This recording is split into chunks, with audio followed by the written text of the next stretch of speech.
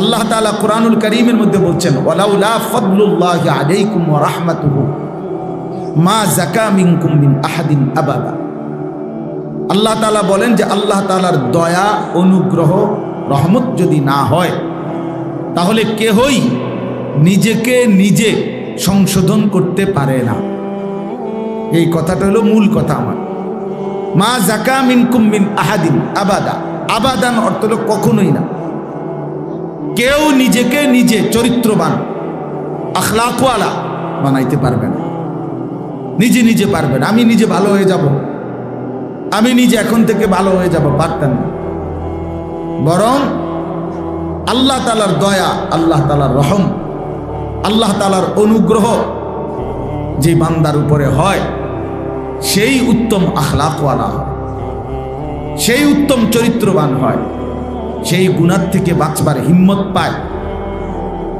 কুরআনুল কারীমের মধ্যে আছে, আল্লাহ তাআলা বলছেন, আল্লাহু ইয়াজতাবি ইলাইহি মান ইয়াশা ওয়া ইয়াহদি ইলাইহি মান ইউনীব।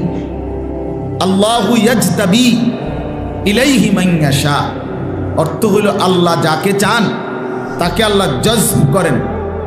জজব এই শব্দটা অর্থ হলো আল্লাহ তাআলা নিজেই তাকে আকর্ষণ করে টেনে নিজের দিকে ফিরিয়ে নিয়ে আসে।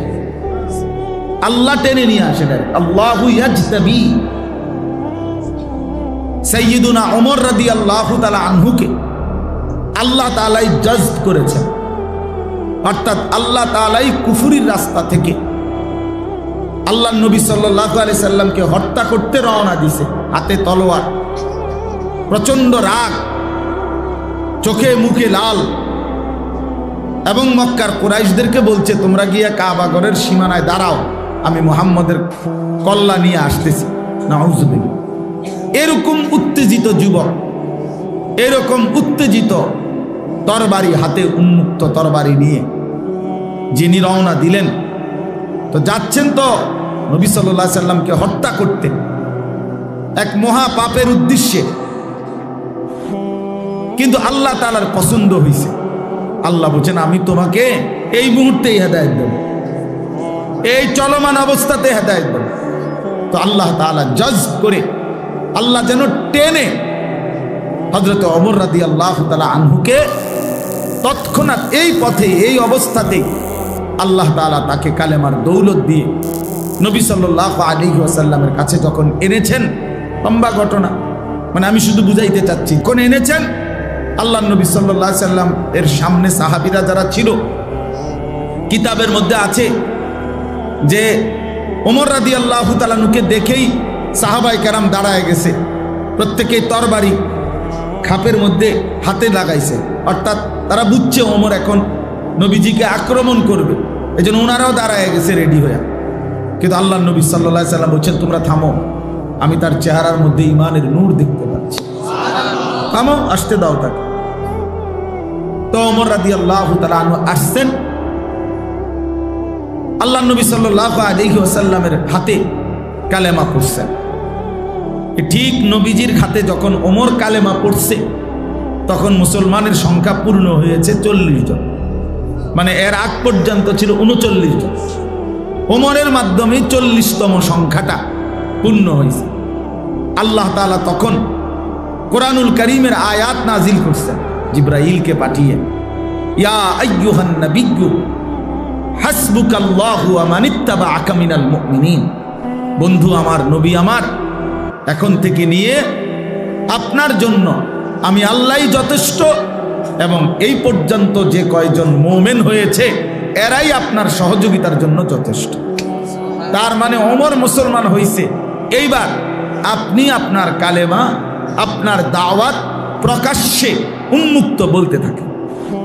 হযরত ওমর রাদিয়াল্লাহু তাআলা আনহু তখন এই বাকি 39 জন সাহাবী সহ আল্লাহ নবী সাল্লাল্লাহু আলাইহি ওয়াসাল্লামকে নিয়ে খানায়ে কাবার সামনে আইসা বলছে, ইয়া রাসূলুল্লাহ, আপনি সেজদা করেন, আর ওনাদেরকে বলছে আপনারা সেজদা করেন আল্লাহর জন্য।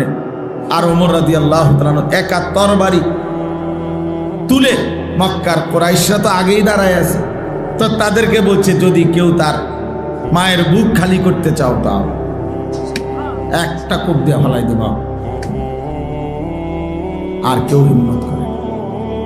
হযরত জিবরাইল আলাইহিস সালাম আসছে, আয়েশা তখন বলছে, ইয়া রাসূলুল্লাহ লাকাদ ইস্তাবশারা আহলুস সামাই বিইসলামি উমর।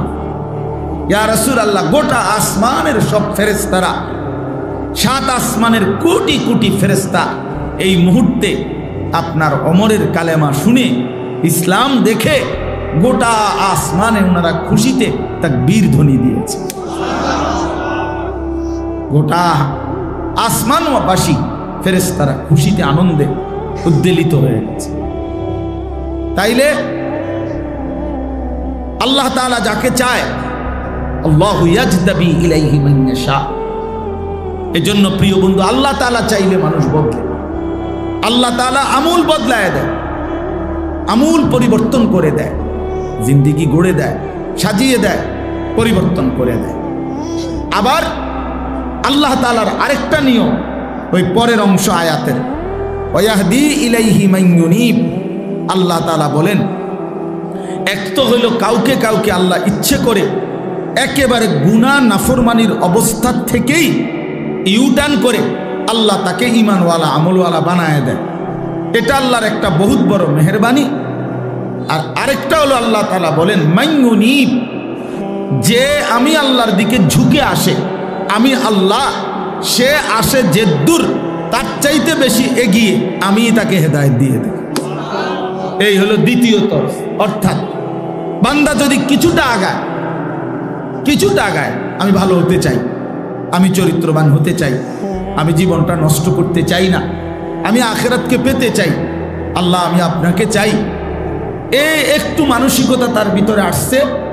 এখন সে সিদ্ধান্ত নিছে আল্লাহর রাস্তায় একটু আগাবে, ভালো হওয়ার একটু ফিকির করবে। তো আল্লাহ তাআলা বলেন, এমন দিল থেকে বান্দার মধ্যে যদি আমি দেখি যে আসলেই সে আমি আল্লাহর দিকে ঝুঁকছে, বাস্তবিক অর্থে সে আমার দিকে আসতে চাচ্ছে, আল্লাহর কসম আল্লাহ বলে আমি তাকে তার চাইতে এগিয়ে হেদায়েত দিয়ে থাকি। তাহলে দুই তর্জ, এক হলো কাউকে আল্লাহ তাআলা চাইলে একদম পুরা ইউটার্ন করে মন্দ রাস্তা থেকে কল্যাণের পথে নিয়ে আসেন। আর কাউকে আল্লাহ তাআলা, বান্দা যদি একটু ঝুঁকে আগায়, তো আল্লাহ তাআলা তার চাইতে বেশি এগিয়ে তাকে হেদায়েত দিয়ে থাকে। হাদিসে কুদসিতে আছে, আল্লাহ তাআলা বলেন, ইয়াবনা আদম কুম ইলাইয়া আমশি ইলাইকা। হে বনি আদম, তুমি আমার জন্য দাঁড়াও, আমি তোমার জন্য হাঁটব। তুমি দাঁড়াইলে আমি আল্লাহ হাঁটব। ওয়ামশি ইলাইয়া উহারবিলু ইলাইকা। আল্লাহ তাআলা বলেন যে হে আমার বান্দা, তুমি আমার জন্য হাঁটো, আমি আল্লাহ তোমার জন্য দৌড়ব। মানে তুমি যে দূর, আমি তার চাইতে বেশি, আমি তার চাইতে বেশি। তুমি 1 বিঘত আসবা, আমি 1 হাত আসবো। তুমি 1 হাত আসবা, আমি 2 হাত আসবো। তুমি হাঁটতে হাঁটতে আসবা, আমি আল্লাহ তাআলা তাইতুকা হারওয়ালাতান, আমি আল্লাহ তাআলা তোমার দিকে রহমত নিয়ে, মাগফিরাত নিয়ে দৌড়তে দৌড়তে আসবো। এই জন্য প্রিয় ভাই, আল্লাহ তাআলা চাইলে মানুষ পরিবর্তন হয়। ওয়ালাউলা ফাদলুল্লাহি আলাইকুম ওয়া রাহমাতুহু মা যাকা মিনকুম মিন আহাদিন আবাদা। আল্লাহর দয়া, আল্লাহর ফজল, অনুগ্রহ না হলে কেউ নিজেই নিজেকে পরিবর্তন করতে পারে না। ওয়ালাকিন্নাল্লাহা ইউযাক্কি মান ইয়াশা। এই আয়াতের দ্বিতীয় অংশ হলো আল্লাহ তাআলা বলেন যে আল্লাহই যাকে চান তিনি তাকে পরিশুদ্ধ করেন, পবিত্র করেন। তিনি তার জিন্দেগি, দিল, আত্মা, ভেতর বাহির আল্লাহই তাকে পুত, পবিত্র, সৌন্দর্যময় আল্লাহই করে দেন, আল্লাহই করে দেন, আল্লাহই করে দেন। ওয়ালাকিন্নাল্লাহা ইউযাক্কি মান ইয়াশা। আল্লাহ যাকে চান তাকে তিনি পবিত্র করেন। তাহলে এখানে একটা মৌলিক কথা এটা মনে রাখতে হবে যে কেউ যদি আমরা মনে করি, ছেলেরা তোমরাও যদি মনে করো আমি নিজে নিজে ভালো হয়ে যাব, হবে না। বরং কার দয়া লাগবে? আল্লাহ তাআলার দয়া লাগবে, আল্লাহ তাআলার রহম লাগবে, আল্লাহ তাআলার মেহেরবানি লাগবে।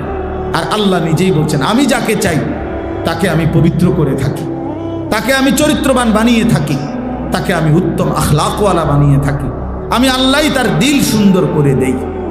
এখন আমি যেই প্রথম আয়াতটা পড়ছি খুতবার মধ্যে, সূরা আলে ইমরানের 164 নম্বর আয়াত।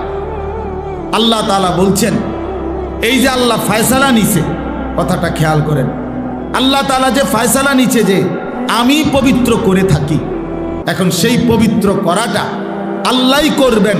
তো সেইটার জন্য আল্লাহ তাআলা কার্যকর যেই ব্যবস্থাটা রেখেছেন সেইটা হলো, আল্লাহ তাআলা বলেন, আমি আমার এই ঈমানদার বান্দাদের জন্য আমার সর্বশ্রেষ্ঠ রাসূল, আমার আখিরি বন্ধু, আমার প্রিয় নবী সাল্লাল্লাহু আলাইহি ওয়াসাল্লাম তাকে পাঠিয়েছি। লাকাদ মান্নাল্লাহু আলাল মুমিনিন, আল্লাহ তাআলা বলেন মুমিনদের উপরে আল্লাহ তাআলা সবচেয়ে বড় দয়া করেছেন। কি দয়া? এক ঈমানদারের উপরে, এক মুসলমানের উপরে। এই যে আমরা এখানে মুসলমান, আমরা ঈমানদার ভাই, আমাদের উপরে আল্লাহর সবচেয়ে বড় দয়া কি? জীবনের সবচেয়ে বড় পাওয়া আমাদের কি? আল্লাহ তাআলা বলেন মুমিনের জন্য জীবনে আমি আল্লাহর সবচেয়ে বড় দয়া হলো আমার আখিরি রাসূল, আমার কলিজার টুকরা, আমার সবচেয়ে প্রিয় বন্ধু, আমার হাবিব, আমার দোস্ত নবী মুহাম্মদ সাল্লাল্লাহু আলাইহি ওয়াসাল্লাম, তাদেরকেই আমি আমার এই ঈমানদার বান্দাদের জন্য দিয়ে দিলাম। এটাই হলো আমি আল্লাহর সবচেয়ে বড় দয়া।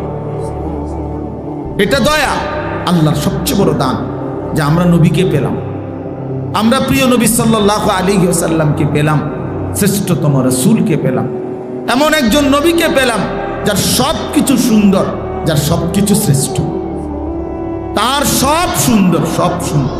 তিনি হাসলেও সুন্দর, তিনি কাঁদলেও সুন্দর, তিনি কথা বললেও সুন্দর, তিনি চুপ থাকলেও সুন্দর, তিনি হাঁটলেও সুন্দর, তিনি স্থির দাঁড়িয়ে থাকলেও সুন্দর, তিনি সুন্দর, সবচেয়ে সুন্দর।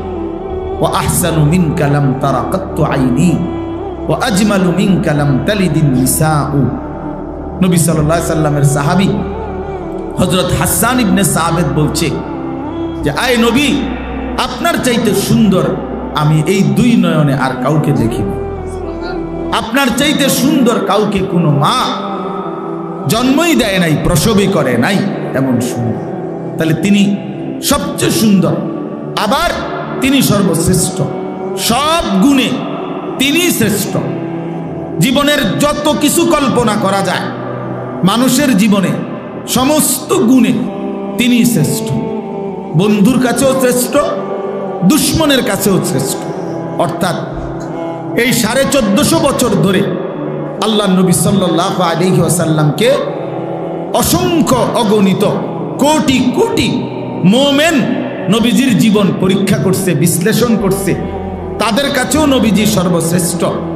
আবার এই 1450 বছর ধরে কত কাফের, বেঈমান, মুশরিক, নাস্তিক, মুরতাদ, কত বিধর্মী, গবেষক, পণ্ডিত, দার্শনিক, বুদ্ধিজীবী, কাফের তারা, কিন্তু তারা আমাদের নবী সাল্লাল্লাহু আলাইহি সাল্লামকে নিয়ে গবেষণা করেছে, তাদের কাছেও তিনি সর্বশ্রেষ্ঠ। এজন্য তিনি বন্ধুর কাছেও শ্রেষ্ঠ, দুশ্মনের কাছেও শ্রেষ্ঠ, আপনজনের কাছেও শ্রেষ্ঠ, পরের জনের কাছেও শ্রেষ্ঠ। তিনি সবার কাছেই তিনি সর্বশ্রেষ্ঠ। আল্লাহ তাআলা বলেন এই সর্বশ্রেষ্ঠ রাসূল আমি তোমাদেরকে দিলাম, এটাই হলো আমার সবচেয়ে বড় দয়া, সবচেয়ে বড় ইহসান। এখন কেন দিলাম? আল্লাহ তাআলা বলেন 3টা উদ্দেশ্যে দিলাম।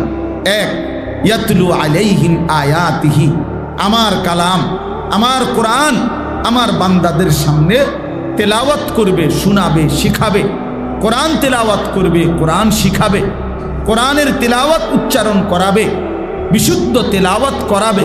এইটা আমার রাসূলের মূল মাকসাদ। 2 নাম্বার, ওয়ায়ুযাক্কিহিম, এইটা বলার জন্য আমি বলছি।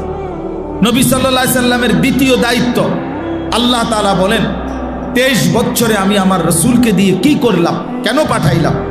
দ্বিতীয় জিম্মাদারি হলো ওয়ায়ুযাক্কিহিম, তিনি আমার বান্দাদের অন্তর পবিত্র করবেন, তাজকিয়া করবেন, ইসলাহ করবেন, সংশোধন করবেন। আমার বান্দাদের অন্তর থেকে সমস্ত মন্দ আখলাক, সমস্ত মন্দ স্বভাব দূরীভূত করে উত্তম স্বভাব দ্বারা সুসজ্জিত করে দিবেন, আখলাক দ্বারা সাজিয়ে দিবেন, জিন্দিগির দিলটা পরিশুদ্ধ করে দিবেন। এটা হলো তাজকিয়া। এটা নবী সাল্লাল্লাহু আলাইহি সাল্লামের 23 বছরের অন্যতম মিশন, দায়িত্ব। আর 3 নাম্বার হলো ওয়ায়ুআল্লিমুহুমুল কিতাবা ওয়াল হিকমা, আল্লাহ তাআলা বলেন তৃতীয় দায়িত্ব হলো, কেন আমি নবীকে দিলাম, তৃতীয় জিম্মাদারি হলো কোরআন এবং সুন্নাহর আলোকে আমার বান্দাদের পুরা জীবন তিনি হাতে কলমে শিখিয়ে দেবে, গঠন করে দিবে, জীবন গঠন করবে, এই উদ্দেশ্যে। তাহলে আমাদের প্রিয় নবী সাল্লাল্লাহু আলাইহি সাল্লাম এই পৃথিবীতে আসছেন তিনটি মহৎ উদ্দেশ্যে। এক নাম্বার, কোরআনুল কারীমের তেলাওয়াত উম্মতের সামনে পেশ করবেন, বিশুদ্ধ তেলাওয়াত উম্মতকে শিখাবেন, এই উদ্দেশ্যে। দুই নাম্বার, সমস্ত ইমানদার উম্মতের অন্তরকে সমস্ত মন্দ স্বভাব থেকে দূর করে উত্তম স্বভাব দ্বারা সাজিয়ে দেবেন। তিন নাম্বার, কোরআন এবং সুন্নাহর আলোকে আল্লাহ তাআলার পছন্দ মাফিক জিন্দিগি হাতে কলমে প্র্যাকটিক্যাল তালিম শিখিয়ে দিবেন। প্রত্যেকটা জীবনের হাসি কান্না আনন্দ বেদনা, রাত দিন একাকী, প্রকাশ্য ঘর সংসার, দেশ জাতি রাষ্ট্র রাজনীতি, একাকী জীবন, ব্যক্তিগত বিষয়, অজু ইস্তেঞ্জা পসরা পায়খানা, এরপরে স্বামী স্ত্রী, রাতের দিনের যাবতীয় বিষয়াদি সকল বিষয় একেবারে একটা সুই একটা সুতা। আল্লাহ নবী সাল্লাল্লাহু আলাইহি সাল্লাম শিখাইছেন যে এই গ্লাসের পানি, নবী সাল্লাল্লাহু আলাইহি সাল্লাম শিখিয়েছেন উম্মতকে যে তিনি 3 ঢোকে 3 নিঃশ্বাসে পানি পান করতেন। প্রতিটা নিঃশ্বাস গ্লাসের মধ্যে ফেলতেন না, নিঃশ্বাস বাহিরে ফেলতেন। লা ইয়াতানাফাসু ফিল ইনা, আল্লাহ নবী সাল্লাল্লাহু আলাইহি সাল্লাম পাত্রে গ্লাসে জগে মগে নিঃশ্বাস ফেলতেন না, এবং 3 নিঃশ্বাসে কমপক্ষে পানি পান করতেন। এরপরে আরো বেশি হইতে পারে, কিন্তু কমপক্ষে 3 নিঃশ্বাসে পান করতেন। তাহলে কি বোঝা গেল? বোঝা গেল আল্লাহ নবী সাল্লাল্লাহু আলাইহি সাল্লাম উম্মতের নিঃশ্বাসটা কেমনে ফেলবে এটাও ঠিক করে দিছে, এটাও ঠিক করে দিছে, নিঃশ্বাস পর্যন্ত ঠিক করে দিছে। ঘর বাহির, অজু ইস্তেঞ্জা, টয়লেট বাথরুম, পেশাব পায়খানা, রাত দিন একাকী প্রকাশ্য, জীবনের সকল অঙ্গনে, জীবনের প্রতিটা পদক্ষেপে, একেবারে আদনা থেকে আদনা, ছোট থেকে ছোট, বড় থেকে বড়, সব ব্যাপারে সব বিষয়ে তিনি সর্বোচ্চ সুমহান আদর্শ কোরআন সুন্নাহর আলোকে আল্লাহ তাআলা কি চাচ্ছেন, জান্নাতের উপযোগীটা কেমন হইলে হবে, আখিরাতের মুক্তি কিভাবে মিলবে, ডান হাতে আমলনামা কিভাবে আসবে, ফুল সিরাত কিভাবে বিদ্যুতের মতো পার হবে, অর্থাৎ আখিরাত এবং জান্নাতের উপযোগী আল্লাহ যা চাইছেন তার শতভাগ প্র্যাকটিক্যাল আল্লাহর নবী সাল্লাল্লাহু আলাইহি সাল্লাম সাহাবায়ে কেরামের মাধ্যমে উনাদের কাছে নবী সাল্লাল্লাহু আলাইহি সাল্লাম শিখিয়ে দিয়েছেন। এটাই নবী সাল্লাল্লাহু আলাইহি সাল্লামের মিশন ছিল। তাইলে প্রিয় ভাই, আমার বলার উদ্দেশ্য হলো, এবার আমি যে মূল বক্তব্যটা বলতে চাচ্ছি, ওই আয়াতের মাধ্যমে বললাম যে নিজেকে নিজে পরিবর্তন, বিশুদ্ধ আত্মশুদ্ধি করা যায় না, নিজে নিজে একাকী ভালো হওয়া যায় না। আল্লাহ বলেন আমার দয়া লাগবে, আমার অনুগ্রহ লাগবে, আমার মেহেরবানি লাগবে। আর আল্লাহর দয়া আল্লাহর অনুগ্রহ হইল, আল্লাহ নিজেই বললেন আমার দয়া আমি আমার রসুলকে পাঠাইলাম। তাহলে আমার রসুলকে দিয়ে ওই যেই উদ্দেশ্য তাজকিয়া, অন্তর পরিশুদ্ধ করা, আত্মা বিশুদ্ধ করা, এটা আমি আল্লাহ আমার বন্ধুকে দিয়ে করাইলাম। তাইলে এখন আমাদের দায়িত্ব কি? আমাদের দায়িত্ব হলো 2টা কথা। 1 নম্বর কথা হলো আত্মশুদ্ধি, বাস্তবিক অর্থে আমাদের প্রত্যেকের জন্য ফরজে আইন, অর্থাৎ নিজের অন্তরকে মন্দ স্বভাব থেকে পবিত্র করা, উত্তম স্বভাব দ্বারা সজ্জিত করা নিজেকে মুসলমান হিসাবে, এটা আমাদের জন্য বাধ্যতামূলক দায়িত্ব। এটা খামখেয়ালি বিষয় না, খামখেয়ালি বিষয় না। লোকের সামনে অথবা কখনো কখনো কারো সামনে একটু ভদ্রতা দেখাইলাম, একটু সুন্দর 2টা বাক্য বললাম, এটাকে আখলাক বলে না, এটাকে আখলাক বলে না ভাই, আখলাক বলে না। আঙ্কেলের সামনে আপনি, ভাই তোমার অসুবিধা হলে চেয়ারে বসো, চেয়ার নাও, আছে চেয়ার আছে তো নেও, সমস্যা নাই, চেয়ার নাও। তুমি বারবার মাথা উঠাইলে অন্যদের কষ্ট হয়, আর নয়তো এমনি বসো আসন ধরে, যেমনি সুবিধা হয়। তো এই জন্য বললাম যে এটা জরুরি, আমার এটা আমার দায়িত্ব। আল্লাহ তাআলা কোরআনুল কারীমের মধ্যে বলছেন কাদ আফলাহা মান তাযাক্কা, সফল হয়েছে সে, মান তাযাক্কা যে তার অন্তরকে পবিত্র করেছে। আল্লাহ বলছেন 14টা কসম করে। কোরআনুল কারীমের মধ্যে অনেক কসম আছে, কসম আল্লাহ কসম করে করে বলছেন। তন্মধ্যে একটা সূরাতে আল্লাহ তাআলা 14টা কসম করছে একসাথে একসাথে।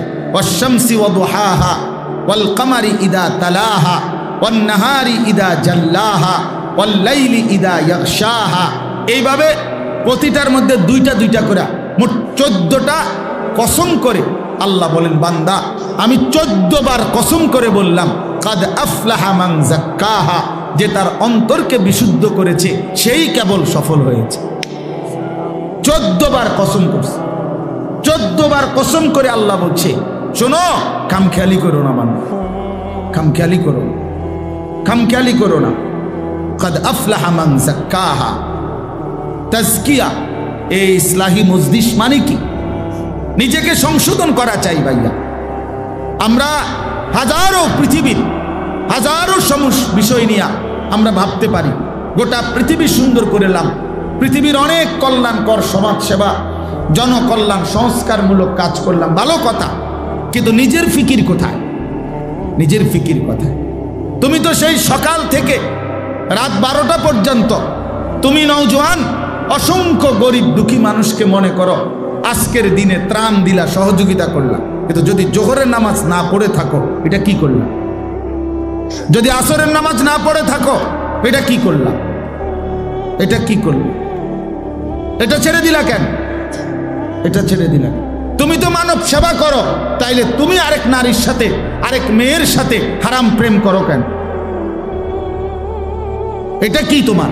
তো নিজেরে বরবাদ করে, নিজের চরিত্র নষ্ট করে, নিজের আখিরাত নষ্ট করে অন্যের কল্যাণের ফায়দা কি? নিজে পেশাবের উপরে দাঁড়াইয়া আরেকজনকে দুধ খাওয়াইলে লাভ কি?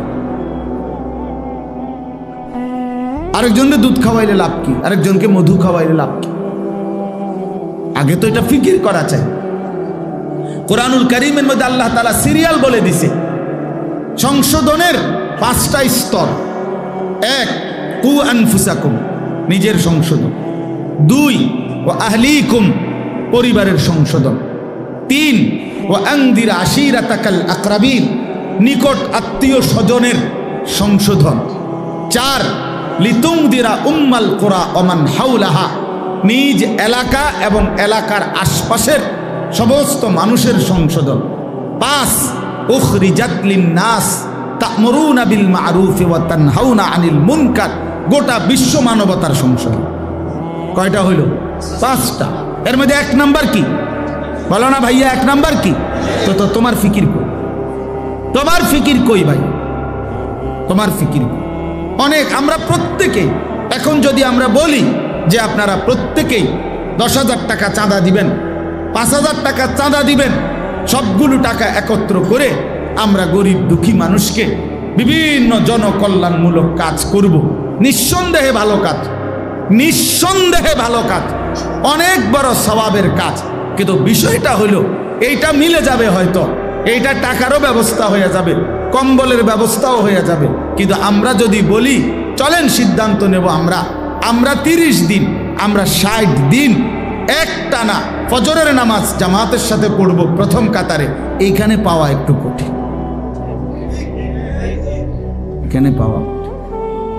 এখানে পাওয়া কঠিন।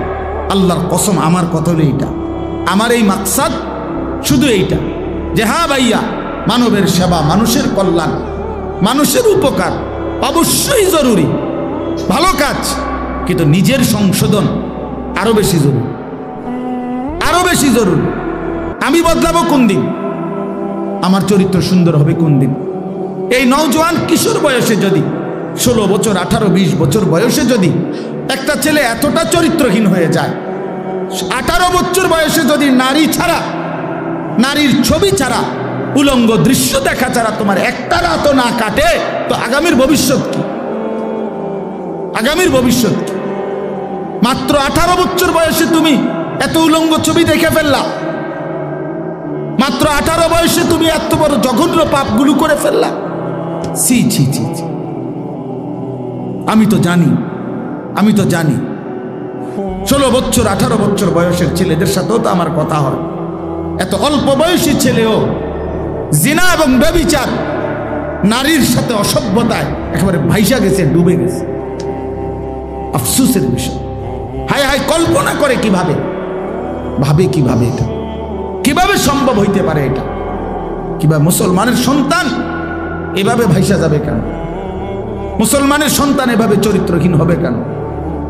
এই জন্য দোস্ত আমার, মূল ফিকির এটা, আমার এই মজলিসের মাকসাদ এইটা, যে দরে দরে বারবার বারবার আমি আশা করি আমার 30 বছরে যদি, আমার 50 বছর, আমার পুরা হায়াতে যদি এক নওজোয়ানও বদলে যায়, তো আমার নাজাতের জন্য আশা করা যায় ওই একজনই যথেষ্ট। খালাস, আমি সংখ্যা দিয়ে করুম কি?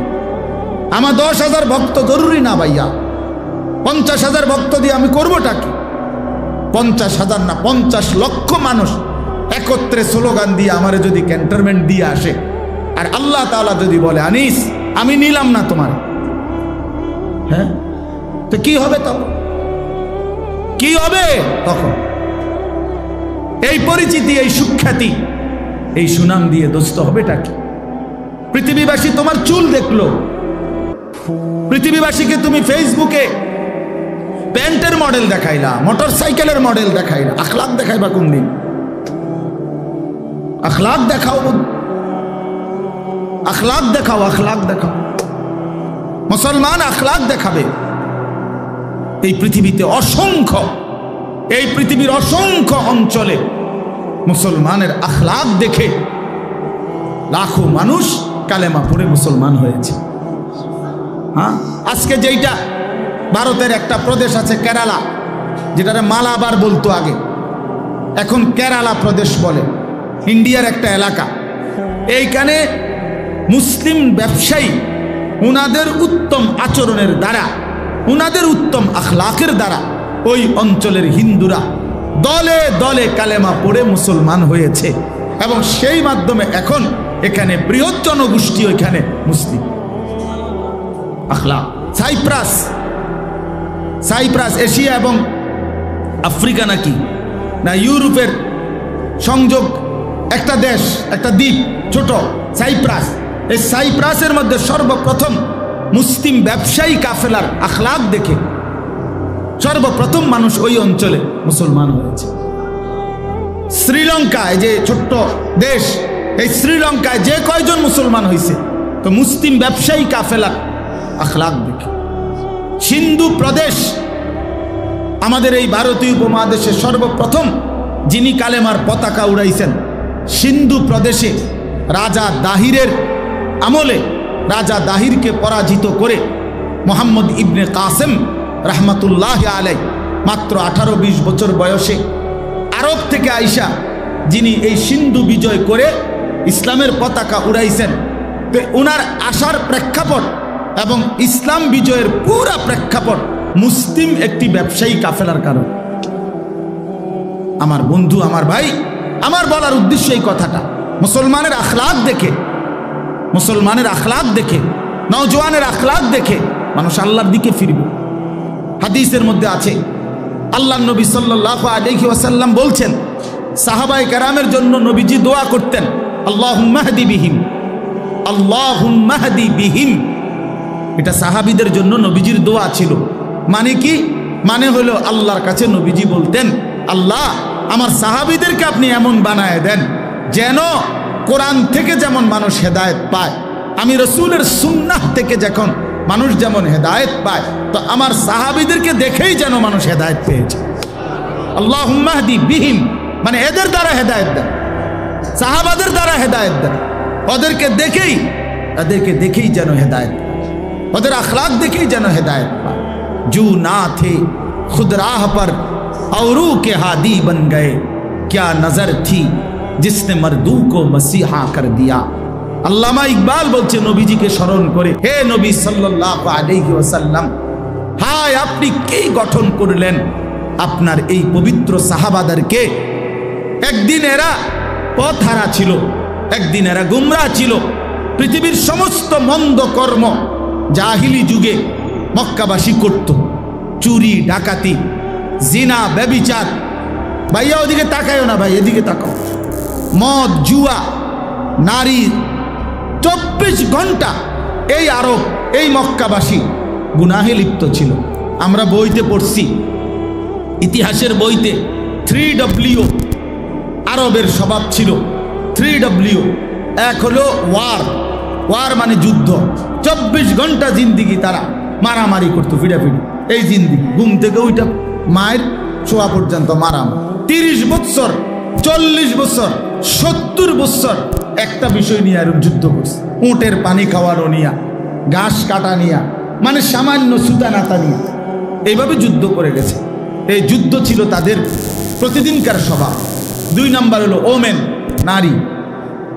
নারী নিয়ে জীবন কাটাইত। জিনা, ব্যভিচার, অসভ্যতা, নোংরামি। কোনো নারীর সামাজিক কোনো মূল্যই ছিল না নিজস্ব। আমি নিজে, আমার কাছে কিতাব আছে, বাংলায় অনুবাদ হয়েছে। মুসলিম উম্মার পতনে বিশ্বের কি ক্ষতি হলো, আমাদের হজরত মাওলানা আবু তাহের মিসবাহ সাহেব, আমার বাংলার শ্রেষ্ঠতম বুজুর্গ এবং বাংলাদেশের শ্রেষ্ঠ একজন ইসলামী সাহিত্যিক আদিব সাহেব হুজুরের লেখা, অনুবাদ করা সৈয়দ আবুল হাসান আলী নদভী রহমতুল্লাহর কিতাব। ওইখানে আছে জাহিলি যুগে, এটা বলতেও লজ্জা, জাহিলি যুগের আখলাক ছিল আইয়ামে জাহিলিয়াতে, যে 3 জিনিস সবার জন্য সমান অধিকার। 1 হলো আগুন, 2 হলো পানি, 3 হলো নারী। নারী সবার, নারীর আলাদা কোনো বিশেষত্ব নাই, আলাদা কোনো মর্যাদা নাই। যার মন চায় সে উপভোগ করবে। নাউজুবিল্লাহ। কি পরিমাণ চরিত্রহীনতা ছিল, কি পরিমাণ নোংরা ছিল। আমার কাছে বই আছে আন্দালুসের ইতিহাস, ডক্টর রাগেব সারজানির লিখিত 2 খণ্ডে বই। ওখানে স্পষ্ট আছে এক সময় জাহিলিয়াতের মানুষ এমন ছিল, এত জঘন্য ছিল, আপন ভাই বোন 2 জন একসাথে বকরি চড়াইতো, ছাগল চড়াইতো। 6 মাস পরে, 1 বছর পরে, নাউজুবিল্লাহ নাউজুবিল্লাহ, আপন ভাই কর্তৃক আপন বোন গর্ভবতী হয়ে ঘরে ফিরত।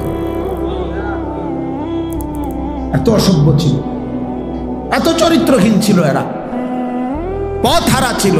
কি আল্লাহ চিনত না, আখলাক চিনত না, জিন্দেগির কিছুই চিনত না। কোনো মনুষ্যত্ব বলতে ছিল না তাদের, কোনো আখলাক ছিল না। এই পরিমাণ চরিত্রহীনতা ছিল। ওমেন, নারী মানে নারী ছিল 24 ঘন্টার উপভোগের পণ্য। এ তো জাহিলিয়াতের আখলাক। আর 3 নাম্বার হলো ওয়াইন। ওয়াইন মানে মদ। ওয়াইন মানে কি? মদ। এই ওয়ার, ওমেন, ওয়াইন, তো কয়টা ডব্লিউ হইল? 3W। এই 3টা ডব্লিউ, অর্থাৎ এই ছিল তাদের যে মদ। মদ আরবি ভাষায় মদের যত আইটেম, মদের যত নাম পৃথিবীর কোনো ভাষায় নেই। মদ বুঝানোর জন্য আরবি ভাষা শত শত নাম, শত শত নাম, শত শত নাম। মদের যত আইটেম জাহিলিয়াতে ছিল, আরবে ছিল, এখনো ইউরোপে এগুলা নাই, এত বেশি ছিল। মদ তাদের 24 ঘন্টা জীবনের সকল ক্ষেত্রে যেই কোনো কিছু, চা বিস্কুটের মতো তারা স্বাভাবিকভাবে মদ পান করত। তারা এত নিকৃষ্ট যেই মানুষগুলো ছিল, আল্লামা ইকবাল বলেন, হে নবী, যারা পথ হারা ছিল, যাদের কোনো আখলাক ছিল না, আপনার পবিত্র ছোঁয়ায়, আপনার স্পর্শে, আপনার মোবারক মেহনতে, আপনার চোখের পানির বরকতে, আপনার রাত জাগার বরকতে 23 বছরের আপনি দুয়ারে দুয়ারে আপনি মানুষের কাছে কাছে হাঁটছেন, কথা বলছেন, ফিরাইবার চেষ্টা করছেন। ফলে আজকে কি হলো? আওরু কে হাদি বন গয়ে। আজকে সেই মানুষগুলো যারা নিজেরা ছিল পথ হারা, আজকে তারাই হয়ে গেল লক্ষ মানুষের পথ প্রদর্শক।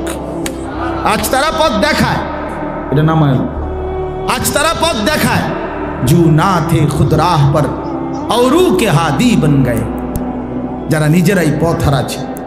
হযরত ওমর রাদিয়াল্লাহু তাআলা আনহু বলতেন, নওজওয়ান শোনো ভাইয়া, ওমর রাদিয়াল্লাহু তাআলা আনহু বলতেন যে আমি সেই ওমর, ইসলাম পূর্ব যুগে আমি এক মহিলার বকরি চড়াইতাম, বকরি চড়াইতাম।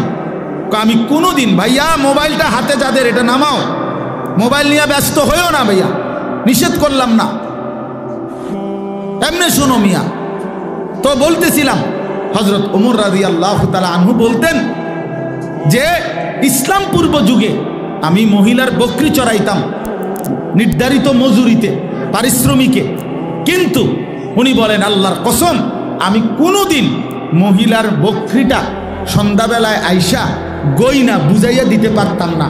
ডেলি হারাই এলাইতাম, 2টা 4টা হারাই এলাইতাম। আমি বুঝতাম না কয়টা নিছিলাম, এখন কয়টা ফিরত আমার মন নাই। কি কয়টা নিছো কি জানি মন নাই, বুঝে গেছি। এরকম আলাবোলা ছিলাম আমি, এরকম সহজ ছিলাম, বুঝতাম না আমি, এরকম বোকা ছিলাম। কিন্তু আজ ইসলাম কোরআনের বরকতে, আল্লাহ নবী সাল্লাল্লাহু আলাইহি সাল্লামের বরকতে, যেই ওমর 50টা 100টা ছাগল গুছাইয়া রাখতে পারতাম না, আজ সেই ওমর আধা জাহানে বাদশাহী করে। ইসলাম আমাকে কোথায় পৌঁছায় দিছে, কোরআন আমাকে কোথায় পৌঁছায় দিছে, রাসূলুল্লাহ সাল্লাল্লাহু আলাইহি সাল্লামের সাহচর্য আমাকে কোথায় পৌঁছায়।